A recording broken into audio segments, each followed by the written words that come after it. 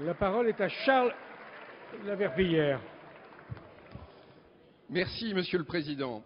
Ma question s'adresse à Monsieur le ministre chargé de l'Industrie. Comme l'a dit le Premier ministre il y a un instant, des indiscrétions ont révélé le contenu des négociations entre les Verts et le Parti socialiste sur l'énergie nucléaire. En cas de victoire de la gauche en 2012, ils envisagent de fermer des centrales nucléaires, en particulier celle de Bugey, dans ma circonscription.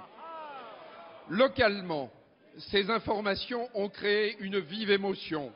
La population, les élus, les 2000 salariés d'EDF et des entreprises sous-traitantes et leurs organisations syndicales sont scandalisés. Au-delà de la centrale de Bugey, ce qui est en jeu, c'est l'avenir d'une filière industrielle majeure qui assure l'indépendance énergétique de notre pays. L'attitude du Parti socialiste et des Verts, pour qui c'est l'enjeu d'une discussion de marchands de tapis sur un coin de table, est absolument irresponsable et inacceptable. Au contraire, sur un sujet aussi grave, les choix qui vont engager notre pays pour 20 ou 30 ans doivent obéir uniquement à des critères objectifs, techniques, scientifiques, sanitaires et économiques. C'est pourquoi le Premier ministre est venu visiter la centrale de Bugey le 29 août dernier. François Fillon a tiré devant nous les leçons de l'accident de Fukushima et il a annoncé que toutes les centrales nucléaires françaises feraient l'objet d'un audit par l'autorité de sûreté nucléaire, qui est un organisme indépendant. Pouvez-vous, Monsieur le ministre, nous dire où en sont les travaux de l'autorité de sûreté nucléaire et quelle suite le gouvernement va leur donner?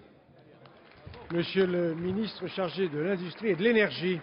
Merci, Monsieur le Président. Monsieur le député de la Verpillière, l'autorité de sûreté nucléaire mène cette revue générale, comme l'a demandé Monsieur le Premier ministre, en toute indépendance.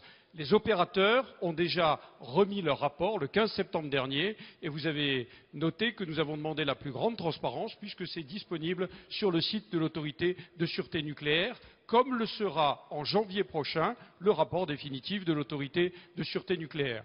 Lorsqu'on regarde l'Europe, les autres autorités indépendantes n'ont pour l'instant, je dis bien pour l'instant, émis aucune réserve sur le fonctionnement de leurs propres centrales nucléaires. Toutes peuvent continuer leur activité. Par ailleurs, nous assistons, comme vous l'avez dit, à un marchandage qui est totalement irresponsable dans la mesure où il met en cause une filière qui apporte à la France son indépendance énergétique, un prix de l'électricité plus cher, peu de gaz à effet de serre et des capacités d'emploi et d'export très très importantes. Alors ceux qui disent qu'on pourrait réduire à 50% notre part d'électricité nucléaire doivent dire très exactement la vérité aux Français. Ça veut dire une électricité beaucoup plus chère pour les consommateurs, ça veut dire moins de compétitivité pour nos industries, ça veut dire plus de gaz à effet de serre, ça veut dire une très grande dépendance énergétique et ça veut dire des dizaines, voire des centaines de milliers d'emplois en moins. Voilà l'exacte réalité de ce qui est proposé.